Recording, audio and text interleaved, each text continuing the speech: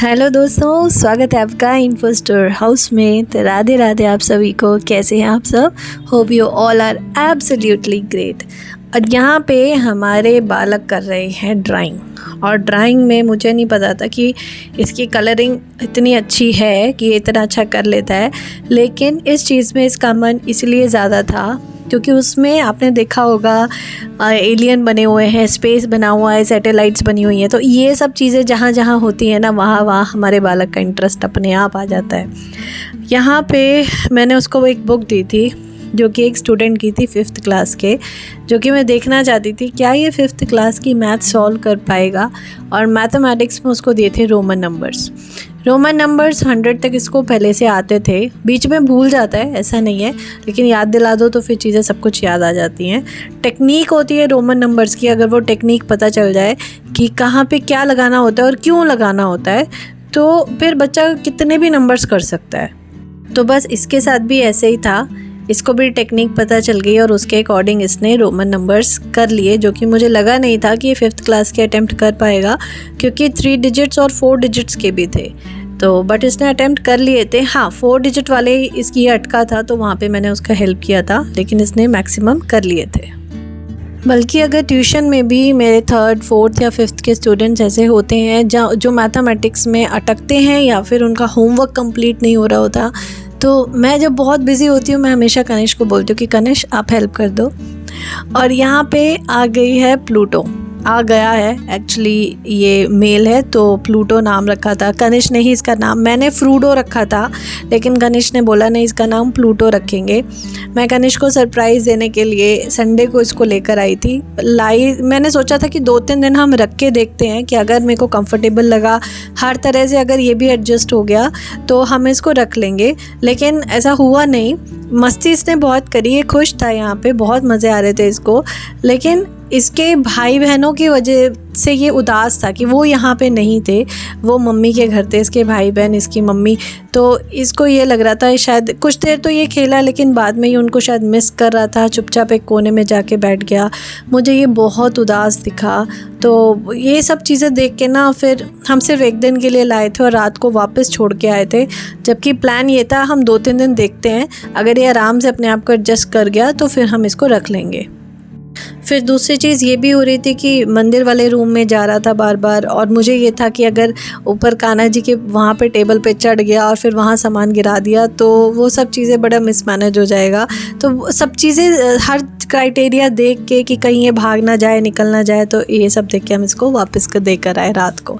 तो हमने सोचा कि संडे ले आया करेंगे, जब भी कनिष्क का मन करेगा हम 1 आध दिन के लिए ले आएंगे, खेलेगा, उसके बाद हम वापस दे आएंगे। यहाँ पे मैं अनबॉक्सिंग कर रही हूँ। एक कनिष्क ने मंगवाया था, जो उसने अपने आप सेलेक्ट करा था, एक सोलर सिस्टम वाली एक क्लस्टर बॉल है, जो मैंने अमेज़ॉन से ऑर्डर करी। और ये इसमें भी थोड़ा सा हमें कन्फ्यूजन हो गया। हमने मंगाई ये बॉल, जो कि बहुत अच्छी थी, 3D बॉल थी ना, तो इसके अंदर जो सोलर सिस्टम दिखता है वो बिल्कुल 3D शेप का दिखता है।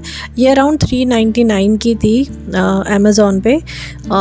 ऐसी जगह के लिए बहुत अच्छी है कि भाई आपकी स्टडी टेबल है, बहुत ही एक सेपरेट जगह है जहाँ पे आपको लगता है कि नहीं टूटेगा नहीं, गिरेगा नहीं, एक जगह रखा रहेगा, लाइट जलती रहेगी, सुंदर सा दिखेगा, रूम को थोड़ा सा अच्छा सा गेटअप मिलेगा।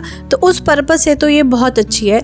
लेकिन ओवरऑल जब मैंने कनिष्क के हिसाब से देखा कि उसके हिसाब से मुझे ये ठीक नहीं लगी, क्योंकि एक तो मुझे ये था कि अगर ये गिर गई तो ये टूट जाएगी, और इसमें सोलर सिस्टम के अलावा मुझे ऐसा कुछ नहीं दिखा जो इन्फॉर्मेटिव हो या बच्चा उसको एंजॉय करे। बस ये एक शो पीस जैसा था कि बस इसको रख दो और ये एक जगह रखा रहेगा, और बस आप उसको देखना है तो देखो, नहीं तो बस एक शो दे रहा है, मतलब एक कमरे को या एक आपकी स्टडी टेबल को या कहीं भी, उस हिसाब से ठीक था ये। इसमें आप देख सकते हैं सारे प्लैनेट्स के इसमें नाम लिखे हुए थे, दिख रहे थे नाम, और बिल्कुल 3D एक लुक आ रही थी, लुक बहुत अच्छी आ रही थी।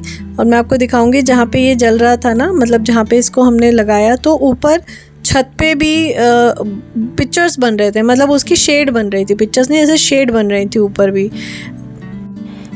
ये इस तरह की चीज़ है कि आपको सिर्फ अपने रूम के अकॉर्डिंग चाहिए तो आप ये ले सकते हो, लेकिन अगर बच्चा ज़िद कर रहा है कि मेरे को ये चाहिए और उसका इंटरेस्ट है स्पेस में या फिर स्पेस प्लैनेट्स वगैरह में, तो आई डोंट थिंक सो कि ये बहुत काम की चीज़ है, क्योंकि बस ये एक शो पीस की तरह रखा रहेगा। बस प्लैनेट्स के इसमें नाम लिखा हुआ है, दैट्स इट। प्लैनेट्स के नाम याद कराने के और भी कई तरीके हैं। तो क्लस्टर बॉल सिर्फ एक शो पीस की तरह है। इसमें कुछ ऐसा नहीं है कि बच्चा इसको एंजॉय करे या कुछ ऐसा दिख रहा है कि मतलब इसकी जगह पे हमने जो मंगाया है, अब दूसरी चीज़ मैं आपको नेक्स्ट वीडियो में दिखाऊंगी, वो इससे फार बेटर है। तो अब बारी आती है किचन के काम की, और किचन के काम में आज मैंने सोचा मैं बनाऊंगी आलू बीन्स की सब्ज़ी और साथ में थोड़ी सी अरहर दाल की खिचड़ी। क्योंकि जब मतलब खाना जैसे दोपहर में लगाओ, क्योंकि कनेक्शन है जैसे दोपहर में एक प्रॉपरली खाना खा लेता है, लंच में तो क्या ही खा के आता है, थोड़ा छोड़ता है थोड़ा खाता है, पूरा खाना तो कभी वो फिनिश करता नहीं। तो मुझे लगता है कि हमेशा मैं दोपहर को उसका एक प्रॉपर लंच देती हूँ, जिसमें रोटी भी होती है, दाल हो, चावल हो, रोटी हो, सब्जी हो, दही हो, पूरा मील एक अच्छा सा वो एक बारी में कर ले। और यहाँ पर मैं बना रही थी ग्वार की फली, जो अलग तरह से भी बनती है, लेकिन यहाँ मैंने सिंपल आलू के साथ छोंक दी थी। वो बॉईल नहीं थी, ये ऐसी ही थी कच्ची, और इसको काट के मैंने ऐसे छोंक दिया था। ये बॉईल करके भी बनती है, पहले इसको बॉईल कर लिया जाता है और इसको जो लोग गार्लिक खाते हैं ना, तो गार्लिक के साथ बनती है। तो इसमें क्या करते हैं ना, लहसुन को और जो साबुत लाल मिर्च होती है उसको थोड़ा सा ग्राइंड कर लो और सिर्फ उसका तड़का लगाना है, जीरा वगैरह कुछ नहीं, तेल डाला और लाल मिर्च और जो गार्लिक है उसका पेस्ट डाल दिया, और उसके ऊपर फिर उबली हुई बीन्स आलू नहीं डलते, उबली हुई बीन्स डलती है बस, और वो सब्ज़ी भी बहुत अच्छी बनती है। लेकिन हम गार्लिक जैसे अवॉइड करते हैं, तो मैं इस तरह से बना देती हूँ, तो ये सब्ज़ी ऐसे भी बहुत अच्छी लगती है। बस मसालों में सिंपल हल्दी, लाल मिर्च, धनिया पाउडर, नमक, थोड़ा सा सब्जी मसाला रखा था जो मैं बाहर से मंगाती हूँ, क्योंकि जो रेडीमेड सब्जी मसाला पैकेट वाला लेते हैं ना, उसमें अनियन पाउडर, गार्लिक पाउडर होता है, तो वो मैं यूज़ नहीं करती हूँ, क्योंकि हर चीज़ का भोग कान्हा जी को लगता है। तो इसीलिए अलग से हम बनवा के लाते हैं बाहर से, बहुत अच्छा बनाते हैं वो, मार्केट से लेकर आते हैं। तो ये सब्ज़ी इस तरह से बन के रेडी हो जाएगी। बस इसको ढक के रख दूँगी, और उसके बाद जब मतलब एक्चुअली ये ग्वार की फली गलने में थोड़ा समय लेती है, तो इसलिए थोड़ा ज़्यादा देर तक इसको फ्राई करना पड़ता है।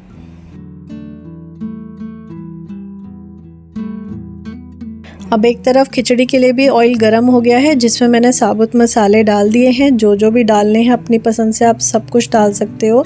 दालचीनी, हींग ज़रूर ऐड करिएगा।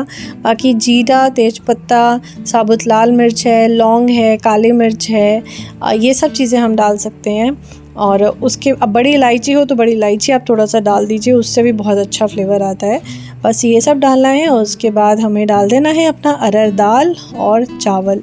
बस ये दो चीज़ इसमें मिक्स करनी है। अरहर दाल चावल, देखिए अगर दाल चावल अलग अलग बनाने का मन ना हो तो अरहर दाल की खिचड़ी, जैसे मैं खिचड़ी बना देती हूँ, जैसे दाल चावल अलग अलग नहीं बनाने तो मैं खिचड़ी बना देती हूँ। उसमें दाल और चावल दोनों चीज़ें मिल जाती हैं बच्चे को, और वो ईज़िली खा लेता है, क्योंकि अब एक साथ बहुत सारा तो खाएगा नहीं, वैसे खाने का चोर है बहुत ज़्यादा, तो इस तरह से खा लेगा।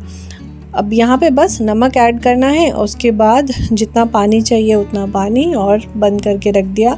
और सिंपल जो मूंग दाल की खिचड़ी होती है ना, उससे बहुत ही ज़्यादा टेस्टी ये वाली खिचड़ी लगती है।